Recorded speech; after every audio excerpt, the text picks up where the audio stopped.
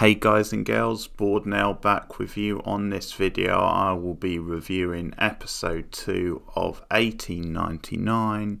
The episode is called The Boy. Full spoilers from the start of this review as always, just in case you haven't seen the episode. So like episode 1, a lot to chew on in this one. Very meaty episode again. It poses some fresh questions, really moves some stuff forward with certain characters at least. So yeah, I do have some ideas, some theories maybe, but another good episode, really into it again. And you can see a sort of a structure starting to form where it seems like we might feature one character in each episode, like mostly. Obviously there will be other scenes with other characters. It's split quite evenly that way, but like in this episode, the captain, Eric, I think you say it. I think it's meant to be a version of Eric or Eric, something like that. It's like EYK basically, but he sort of takes like the main focus in this, and we get a big reveal about his past, which makes sense. Like as I said, it did seem like in the first episode he was sort of this man of mystery, and that he was very sort of like brooding and haunted by something. So it made sense, and because there's such a purpose to his character, such a like I don't know, just determined to go on board like Prometheus and get to the bottom of all this, and he was just so determined that the crew would still be alive, still around.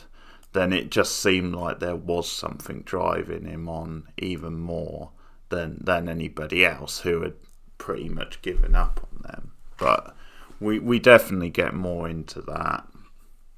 But it does seem like you might sort of have that structure each episode, because a bit like Marina in the first episode, we actually do start off inside his head and like a flashback from an incident in his past. In this case, there's like a burning house. Like he wakes up randomly in like this gothic sort of forest, and he runs to his house, and inside you see a couple of people. They look like children at first, but the reveal later on is that it's apparently was his family. It was like his wife and his daughter got killed in this house fire, like really tragically. And yeah, he just screams out. He screams Nina. Now at the time I thought he said like Mina. So I thought, oh, okay, that's interesting. And I was thinking there's a link there, but no, it is Nina, because later on he starts like saying it, and I could tell it was Nina he was saying, because that's the name of his daughter who died, and that's revealed. And I like how they do that. Actually, it's done in quite a natural way. It doesn't feel like it's forced or like plot exposition. It's done in quite a natural sort of way, where we see it in his like flashback. He then awakes a bit like Marina did in the first episode, and you kind of get that hook of what exactly happened, who were they, what like relations were to them. And then the episode goes on a bit, because they've obviously come back from Prometheus having found nothing but the boy, and the boy obviously has this cube thing, this pyramid type thing. And Marina is like spending time with the boy, trying to get him to talk, open up, looking after him, but he's not really saying anything. And I'll get back to more of that stuff later on, but then it's revealed later on, quite early on, like when the crew are talking, then like they mention that his family, like Eric's family, got burnt in this fire in the past, and says no wonder he's so traumatized, and like brings up a fair question like, is he really the right man to captain the ship after going through something like this? And there's something fascinating about his character, the way it's almost like this stuff is driving him on. It's like most people, yeah, like wouldn't really be in the mood for like being a captain anymore, maybe, or certainly not like straight away. It's in the past, or we don't know how long ago, but I think there's just something intriguing about the fact that maybe this stuff is like haunting him and driving him on, and we see it like hanging over him throughout the episode. So there is a bit of a tension there where his crew start like questioning his decisions, the fact that he's like determined to keep going and like actually turn around and like take the Prometheus back, like the empty ship, back to like Europe. He announces it to the passengers at one point in this like dramatic sort of moment where they're obviously up in arms, and it sort of affects different people again, but you do get more into the meat of that stuff with like his crew questioning it, and certain questions like posed about what exactly is going on, why are they on this voyage, because like Eric at one point mentions that they're on this cruise or this like mission where the company in question aren't really making any money off it, and yet they're being sent out there. So what is like the agenda? And once again, it's poking at different like things to do with like this sinister corporation who are like maybe sending them out to sea to die or something, or sending them on some sort of like a mysterious mission, or almost like sacrificing them. But there's a good scene in the middle of the episode where Eric, who has already heard like this singing earlier on in the episode, like this young girl singing, and he's with Marina at the time, and he's like, did you hear that as well? And she says, no, I didn't hear anything. And then it returns to him later, and it like haunts him, and that bug shows up again. He sees the bug and starts chasing it around, and he's led into like this dream world by the voice, and we flash back to him and his family. But I think it's meant to just be like in his head, like a vision, and his wife leaves him to talk to the daughter, Nina, who of course is deceased, and he starts saying, you're not real, and she's like, why would you say that? And one thought I had about this stuff is then, okay, technically they are dead, certainly in his reality, but because we are looking at like different time zones and possibly different dimensions here, it crossed my mind that maybe in a certain reality they might not be dead type thing, because of the girl asking why would you say that type thing. And we're obviously getting into stuff here where possibly different realities, different time zones are like crossing over. So it's just one, I'm not like sold on that idea, but I thought because she said why would you say that, then it's possible maybe then in at least in one version she like they are still alive. But the way it plays is then he's sort of visualizing this, and it's quite a tender scene because in a way it's like him once again getting to say goodbye and having this tender moment, but it's a really painful moment for him. And you get the visual of like her then being set on fire, so just reminding him of what happened with the house burning down. And that's when he really loses it, he really snaps, and he bursts into like Marina's cabin, and he just grabs the boy and just like says, you need to tell me what happened, because it's like it's driving him nuts at this point. And obviously he thinks, well, he wants answers from the boy, and he just like crosses a line to try and get them. And Marina is very firm, like she's very good like this, she will do what's necessary. She like gets him out of there, like is very direct, says come with me, and goes and has a word with him. And yeah, he tells tells her about what happened and like his dream and stuff, and also the letter he received, which is similar to the letter she received, and also like the fact that it had like reference to the ship in it and like his family, so there's seems to be some sort of a link there. And so once again, this is good storytelling because it motivates his actions later in the episode where he decides to turn around and turn the ship round and go back to Europe, much to the dismay of pretty much everybody else. And it leaves like his crew like questioning his sanity, because the other thing is there's like another message they received, and the message is like sink the ship, so they're being asked to sink the ship, and as in the other ship, and they question what's the purpose of this. But by the end of the episode, it's sort of like his other crew, like his crew members have turned on him, like they are saying he's not really fit to be captain anymore, and we don't actually see it, but they pretty much decide to like sink the ship type thing.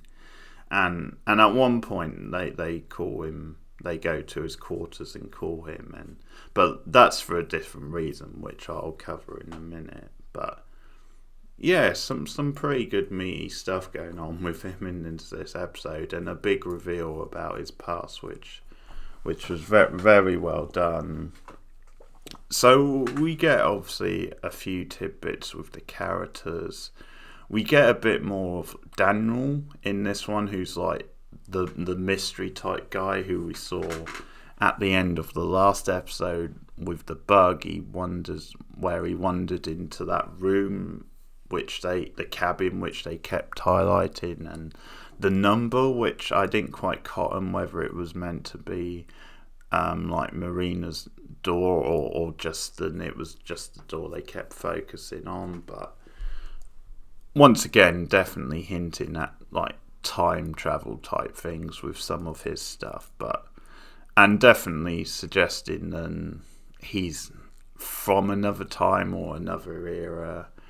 And we just see him like wandering about in this episode, occasionally interacting with characters. So he seems to be in like the cabin next to Marina, Mina, I think you say her name. It's a bit confusing, but me. And he starts talking to her. So one tidbit we get is, first of all, she says, "Do I know you from somewhere?" Like she seems to recognise him. And he says, "No, I don't think so," and like quickly goes inside his cabin. So once again, and this isn't the first like example of this in the episode, but once again you're getting the sense of like in a different time some of these characters might have come across each other.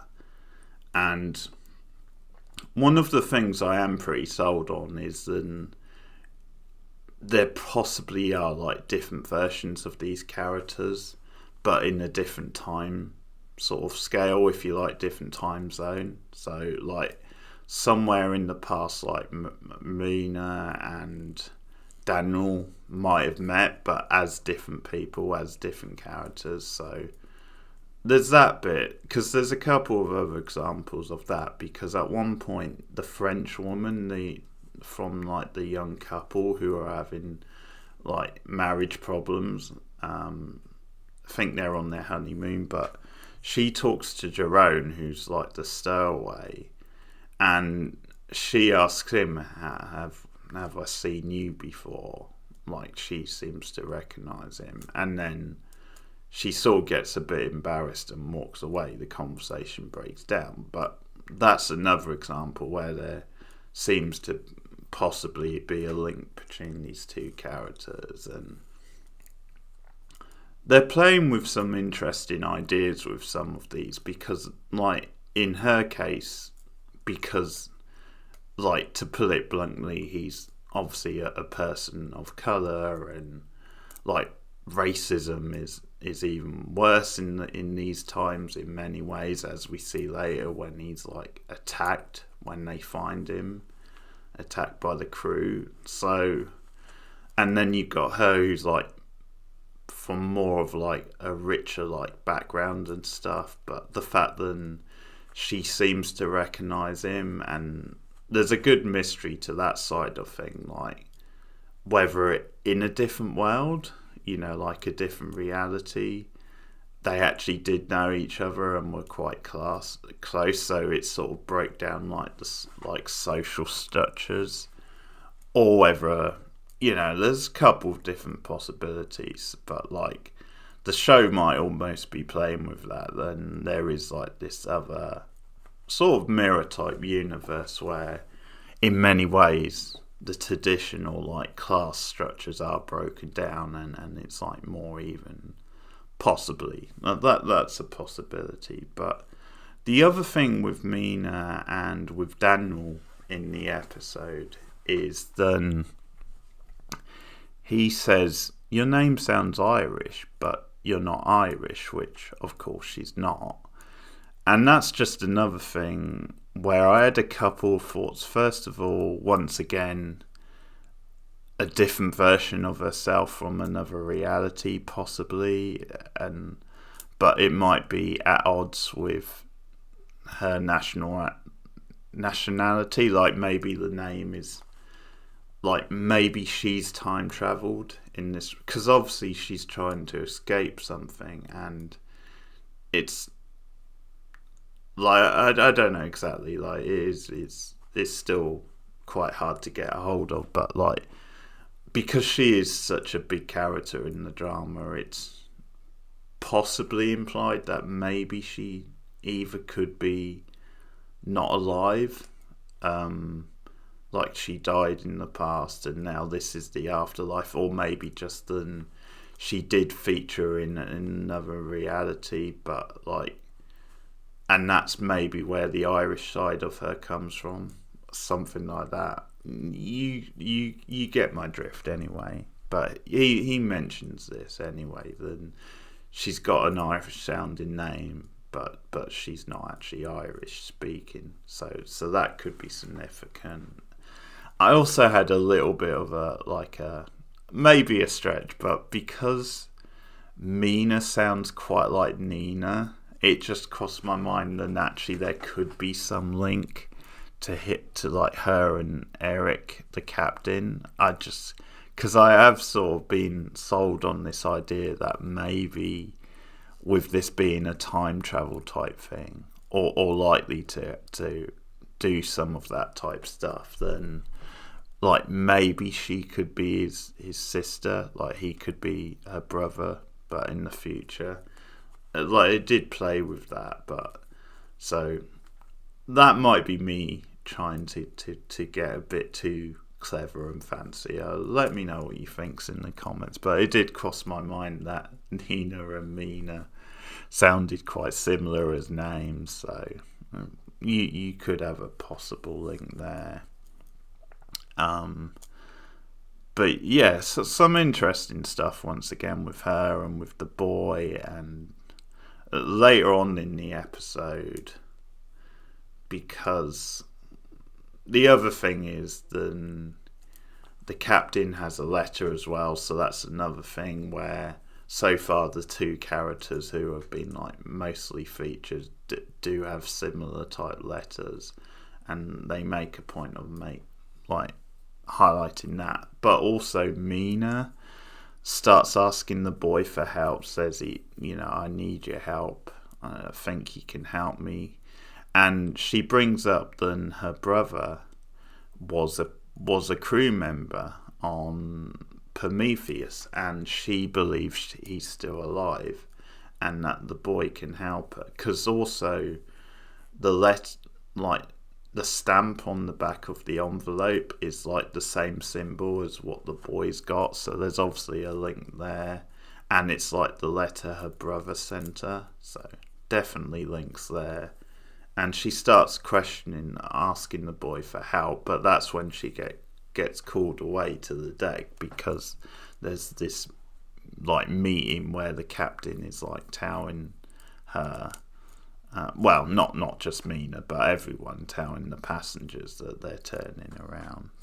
But So anyway, I'll jump around a few characters and get to the end because there's just little tidbits. It is revealed then the Mamero and his guy, the one who's like the sort of like rich sort of douchey type guy who you had a little bit of a flirtation between him and Castor, his name is, like the boy of the poor family, like the brother of like the two girls. But we find out that him and Mamero aren't really brothers, they're like lovers, which makes sense with obviously like the hint of homosexuality, and there's quite a lot like he reveals in the scene with Marrero, because he reveals that he's not only is he not his brother, but he's not like he's not even Spanish. He's like he makes a point of saying you're like working class, from a working class Portuguese town, which once again is the class thing coming in, because he's obviously more rich and like middle or upper class, and it's almost like he's throwing that in his face a bit. But almost, yeah, I don't know about the social setup of it, but obviously for appearance's sake, it seems like Moreiro is like passing off more as like Spanish, because it's seen as a bit more of a acceptable type thing than being like working class Portuguese. But yeah, he starts revealing all this stuff, and it's revealed that they are lovers, and they sort of give in to like temptation and like start kissing passionately and like having sex. So that's the whole thing. But once again, you get a bit more into the power dynamics of that. And because one thing I took away from this stuff, with him flirting a bit with Castor as well, and the scene from the last episode, is I think they're commenting a bit on how if you're like homosexual but you've got money and like you're richer from a richer background, how I think you're allowed to, you can be a bit more open about it, a bit more like expressive and stuff. Like obviously in a way during this time you're probably still gonna be frowned upon by the traditional types, but there's definitely more freedom if you have like money and like social standing, which this guy does. Whereas Castor, who seems to be like secretly homosexual, is a lot more like nervous about giving it away, and like just puts on a bit more of a like a front and like a brave face. So it's almost like, yeah, this other like rich sort of douchebag has a bit more of a freedom to like be out there and like express himself sexually, whereas Castor doesn't have the same freedom. There is actually one part I wasn't too keen on, and it's just one line which I thought was a bit like clunky, a bit on the nose, and it's just the line because the sister finds out about what's going on with like Castor, or like the idea of what might be going on with him and the rich guy, and because the other guy, the rich guy, is talking to the geisha at one point, and the sister breaks it up and just says, you know, she has this line and says, I know what you're trying to do with my brother, and if you don't stop it, like she says something like, I'll cut your dick off, or something like that, something like that. It's just like this threat, and like mentioned that, and that line, I don't know if it's because this is like sort of dubbed into English, or like they're sort of speaking English even though it's like with a foreign like twang, and so it might just be because it was spoken out loud like that in English, then it sort of just felt a bit clunky, whereas if it was like subtitled it might not have seemed so silly. But it just came off as a bit of like a cartoony style line, like it was from a different sort of thing. But it's fine. Yeah, but that's sort of like my only one complaint from the episode. Like pretty much everything else I was into. So as I said, you get like these different encounters with a few other people, like with the French girl Clement and like Jerome. You obviously had the geisha with like the rich guy from the couple, and that's all we really get with the geisha. And like she's called away by her like the person who like looks after her, basically her tutor. So it's implied that she doesn't want her like associating with like other people on the boat. But so the big end to the episode, because Ada, who's like the young daughter or the young sister from the religious family who are below deck, she goes missing. And another thing, because it like gets a bit more into the meat of like their tradition and their background, because at one point Ada starts talking to Castor about getting like a proper education when they get back, but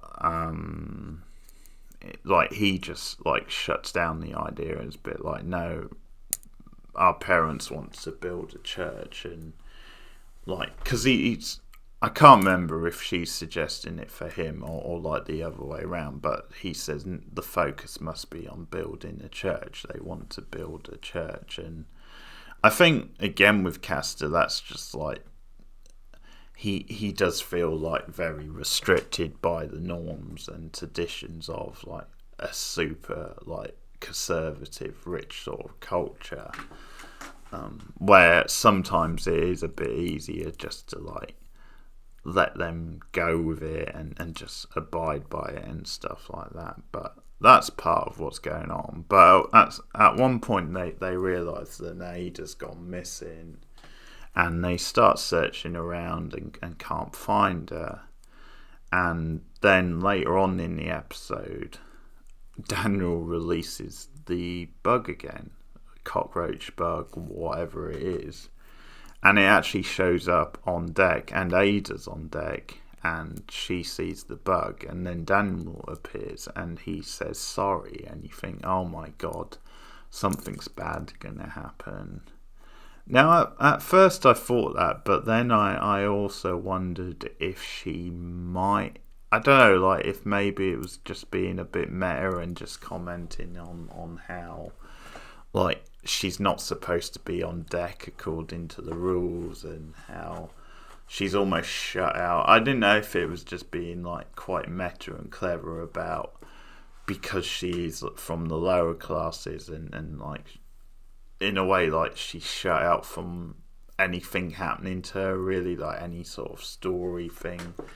So like that did cross my mind, but then obviously it did do like what I was expecting, then something bad. She actually dies because he says sorry, and that's the end of the episode, where like Eric is called from his quarters and they discover her on the ship, so on deck, and she's dead. So that's the big cliffhanger. So that immediately brings up questions about what exactly happened to her, who killed her, if anybody, and yeah, just different things. And it obviously brings back into question who exactly Daniel is, what his role is. Like, is he a real person? Is he part of this time period, or like is he more of a like a time traveler, that kind of thing? Does he represent?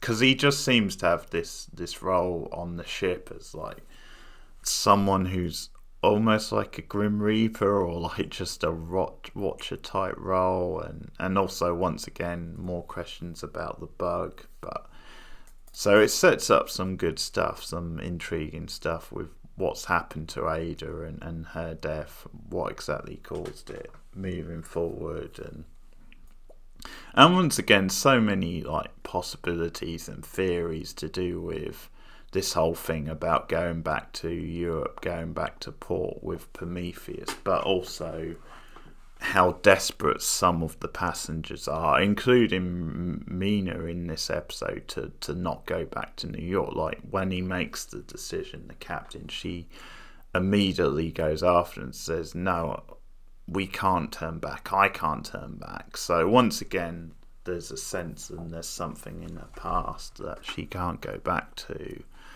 And I have a couple thoughts. Like, one possibility is, like, it just seems like many of these people don't have lives back there, so I'd maybe playing on that, then there's a freedom they have by going to New York where they can, like, maybe start again, whereas back home they're restricted by their everyday lives. And there's, because it's obviously implying with, like, pretty much all of them that there are certain secrets in their past or like back home, and it's implied even with, like, the French couple who have only just married but aren't getting on, so it's maybe implied then there's something else going on with them, which is why the relationship isn't working out.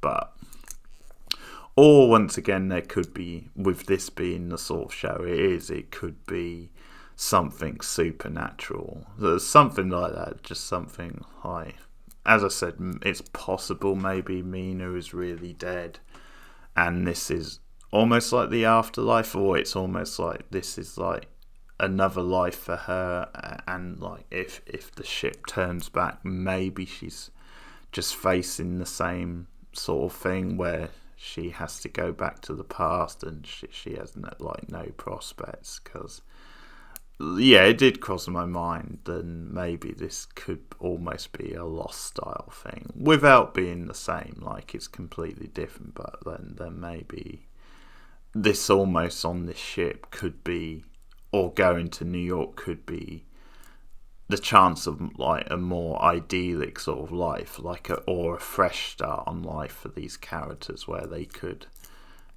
like actually have a fresh start, a bit like they did on Lost with them on the island, saying this is actually their do-over type thing, and they can escape their regular lives, which was like more filled with troubles and stuff. But that's something which has crossed my mind as well. So that's episode 2. Really good stuff.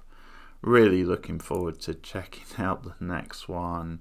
And once again, the mind races. There's a lot of like ideas floating about in this. A lot of good themes, some good characters, but yeah, intriguing stuff. Once again, I'm looking forward for the next episode. Let me know your thoughts in the comments below. Like and subscribe as always. Share me out on social media, and look out for more TV and movie reviews from me. So I'll be back soon. Thanks, guys.